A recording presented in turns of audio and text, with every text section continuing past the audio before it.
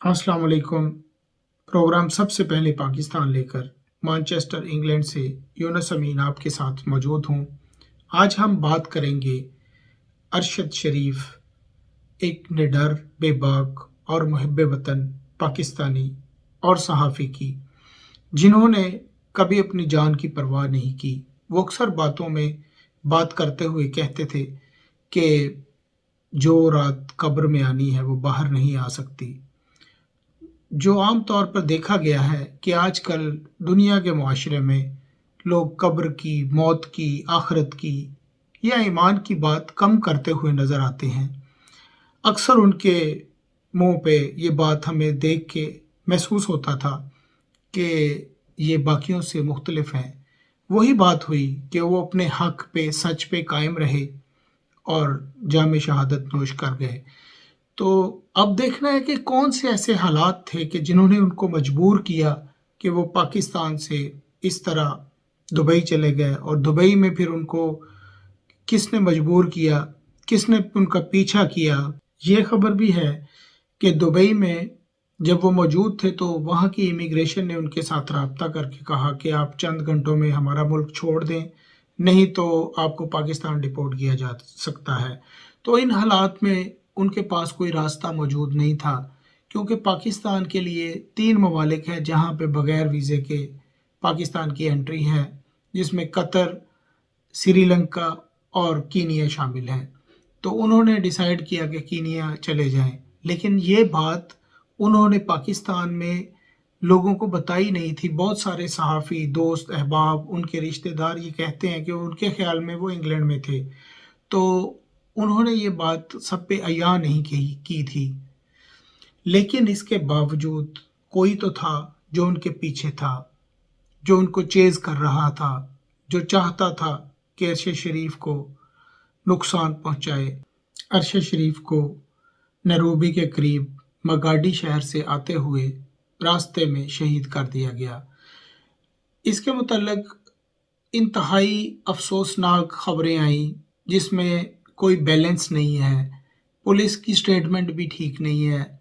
और सबसे पहले खबर आई कि जी अरशद शरीफ का एक्सीडेंट हो गया नैरोबी के करीब, फिर उसके बाद खबर आई कि जी उनको गोली लगी है, फिर उसके बाद पता चला कि उनका ड्राइवर ज़ख्मी है, फिर उसके बाद पता चला कि जी उनका कोई भाई है, जबकि उनका कोई भाई नहीं है उधर।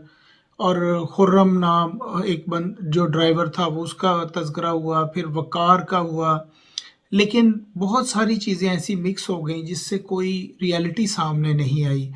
और पुलिस ने भी इस तरह की स्टेटमेंट दी कि वहाँ पे कोई गाड़ी चोरी हुई थी, फिर कोई बच्चा अगवा हुआ था, वो गाड़ी का नंबर इनकी गाड़ी के साथ मिलता था, इस वजह से इनको चेज़ किया गया। फिर ये नहीं रुके, इनको रोका गया, रास्ते में हर्डल्स लगाई हुई थी, लेकिन ये नहीं रुके, तो इस वजह से फायरिंग की गई, 9 बुलेट्स चलाई गई। बाज़ कहते हैं दोनों साइडों से चली गोलियां, और फिर वो शहीद हो गए। लेकिन सोचने की बात यह है कि अगर गाड़ी में बच्चा मौजूद हो तो क्या गाड़ी पे इस तरह अंधाधुंध फायरिंग हो सकती है? टायरों पे फायरिंग क्यों नहीं की गई? गाड़ी के टायर को पंक्चर करना चाहिए, या जो ड्राइवर चला रहा था गाड़ी उसको रोकने के लिए, जो अगर नहीं रुक रहा था तो फिर ड्राइवर को हिट करना चाहिए था, ना कि अरशद शरीफ को। जबकि ड्राइवर तो सिर्फ ज़ख्मी हुआ और अरशद शरीफ शहीद हो गए और गोली एक सर पे लगी। तो अभी सूरत हाल पाकिस्तान में बड़ी गंभीर सी हो गई है। अभी सूरत हाल ये है कि लोगों को पता है कि ये वाक़या हुआ है, अवाम भी खुलेआम नहीं किसी का नाम ले रही, लेकिन बहुत सारे शुकूक व शुबहात हैं, एस्टेब्लिशमेंट का नाम भी लिया जा रहा है, लेकिन शवाहद मौजूद नहीं है, क्योंकि पाकिस्तान से बाहर वाक़या हुआ है और ख़ासकर उस मुल्क में हुआ है जहाँ पे पहले ही लाक़ानूनियत है, जहाँ पे पुलिस तो पैसे लेकर काम करती है, सुना है और कहा जाता है, और इसके मुतल्लिक़ बेशुमार रिपोर्ट्स मौजूद हैं कि जिसमें ये वाज़ेह है कि नैरोबी की पुलिस पैसे लेकर टारगेट किलिंग करती है, जिसमें वो 600-700-800 डॉलर के लिए भी बंदे को मार देते हैं। वहाँ पे तो कानून है नहीं, और ऊपर से पाकिस्तान में भी खैर अभी अल्लाह पाकिस्तान पे रहम करे, कानून की जो सूरत हाल है वो सबको पता ही है क्या है। तो इधर भी बदउनवानी, उधर भी बदउनवानी, اور ساری ملا کے کہاں سے یہ سارے جو ہے معلومات اکٹھی ہوگی، پھر وہ شفاف کیسے ہوگی، پھر یہ پتہ کیسے چلے، یہ بہت بڑا ایک معمہ بن گیا ہے پاکستان کے لیے۔ لیکن اسی دوران ابھی 2-3 چیزیں اور ہوئیں کہ اعظم سواتی صاحب نے اور فیصل ووڈا نے دونوں نے پریس کانفرنسوں میں کہا کہ وہ بہت جلد 1-2 دن میں بتا دیں گے کہ وہ کون سے افراد ہیں جنہوں نے یہ سارا کیا، جو سارا کھیل کھیل رہے ہیں۔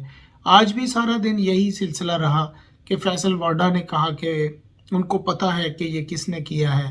وہ کل یا پرسوں 1 دن کا ٹائم لیا شاید انہوں نے کہ 1 دن میں وہ بتا دیں گے کہ کس نے یہ کیا ہے۔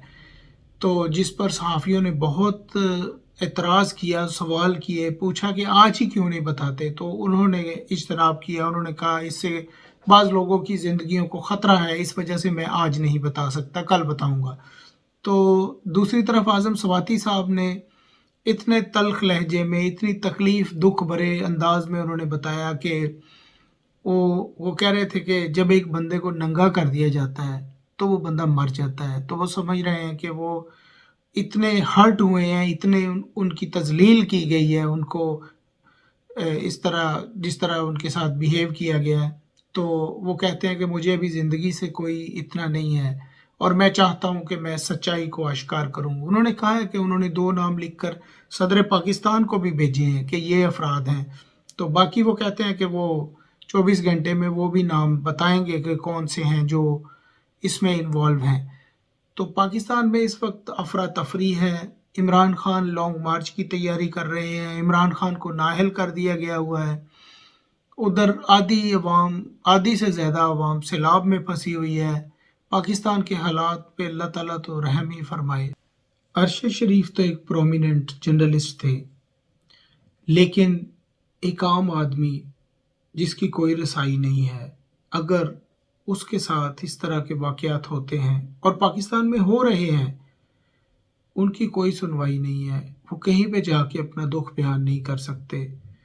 انصاف پاکستان میں بھی نہیں مل رہا۔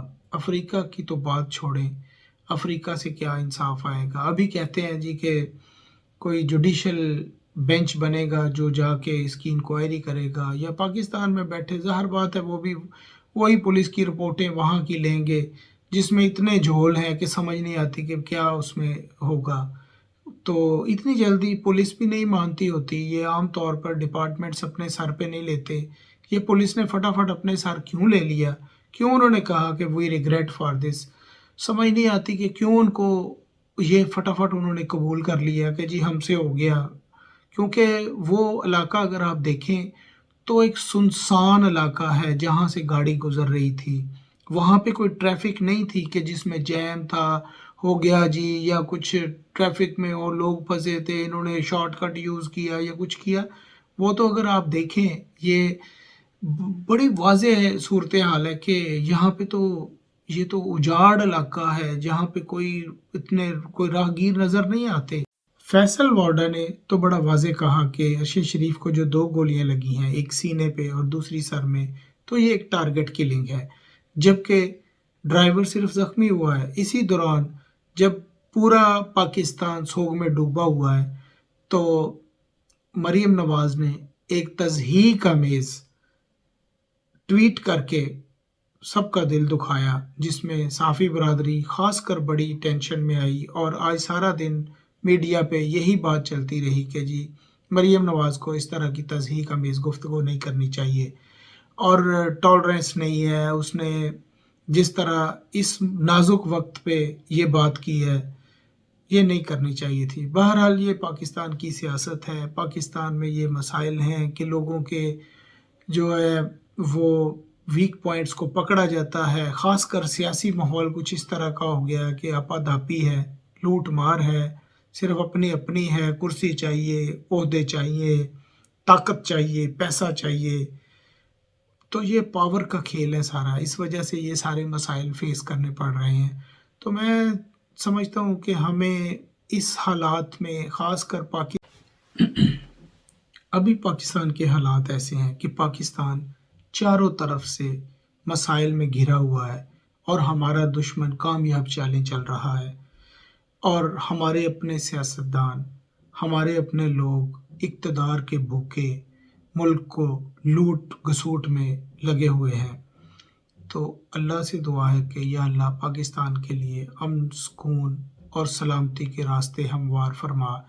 ارشد شریف ایک بندہ نہیں ہے صرف، یہ پورے پاکستان کے مسائل ہیں۔ پاکستان کے سارے اداروں سے درخواست ہے کہ پاکستان کا سوچیں۔ یہ ملک اللہ تعالیٰ نے بڑی مشکلوں سے دیا اور قائد اعظم کے ساتھ پوری قوم نے دن رات محنت کی، پھر پاکستان معرض وجود میں آیا۔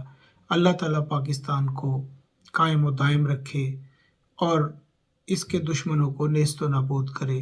انشاءاللہ پھر اگلے پروگرام میں نئے موضوع کے ساتھ حاضر ہوں گے۔ اپنے ارد گرد کے سب لوگوں کا خیال رکھیں۔ السلام علیکم۔